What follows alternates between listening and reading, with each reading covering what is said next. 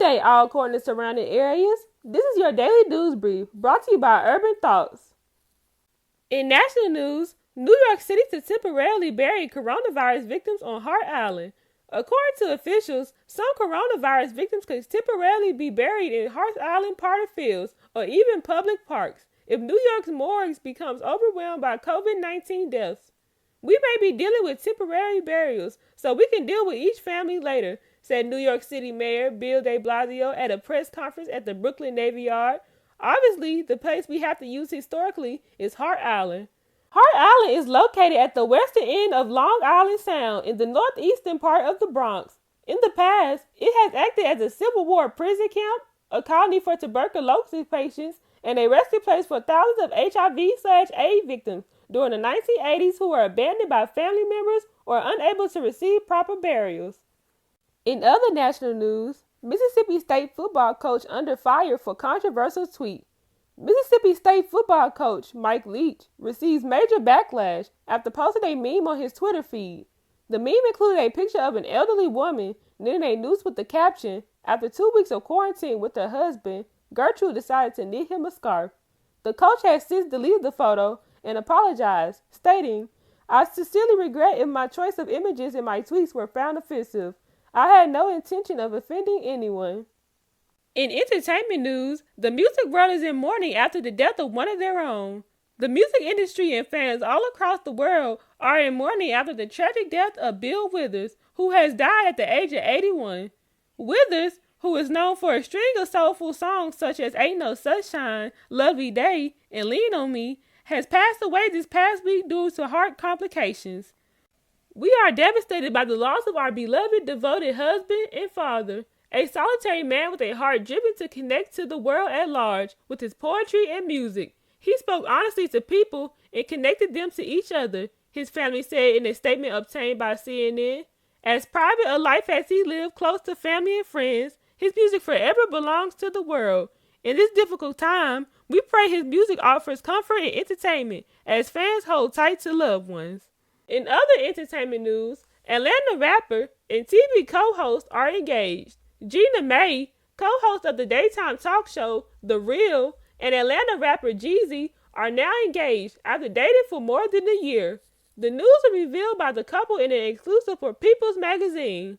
According to the magazine, Jeezy proposed to May back in late March. However, he was originally going to propose to the talk show host this month during a planned trip to Vietnam, but due to the current coronavirus pandemic, the 42-year-old rapper decided to surprise May during a special date night at his home in Los Angeles and popped the question.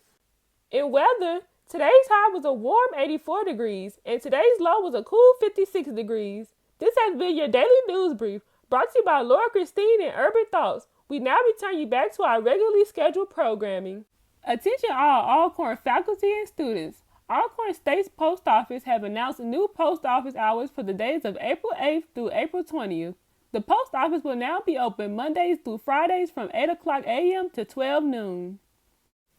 To all Alcorn students and incoming students interested in cheering, be sure to email Coach Barnes at alcorncheer@gmail.com. Make sure that within that email you include your name, classification, and footage of you tumbling and stunting.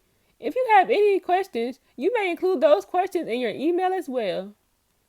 In a predominantly white Hollywood cinema, it's difficult finding biographical movies that truly display the talent that minorities really have. So grab a pen and paper, because today we're counting down some of the greatest minority biopic films. Lean on Me. Drugs, gang violence, and crime. That's just the beginning of the story of Eastside High School. Released in 1987, Lean on Me stars Morgan Freeman as Principal Joe Clark and depicts Clark's journey as he tries to restore the once successful Eastside High School. Morgan Freeman remarkably conveys Clark's determination to improve the New Jersey high school by any means necessary, even if it means almost letting a kid jump off a rooftop. What's love got to do with it?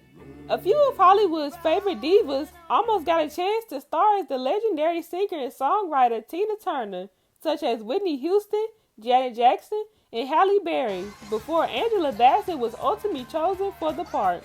but it's hard to picture anybody other than Bassett playing the 1993 role. Both Lawrence Fishburne and Angela Bassett deliver basic performances as the iconic rock and roll duo Ike and Tina Turner, so much so that it's still hard to believe that the two didn't win an Oscar for their incredible delivery. I'll have to pack my things and go. Ray. This 2004 biopic stars Jamie Foxx as Grammy Award-winning musician Ray Charles.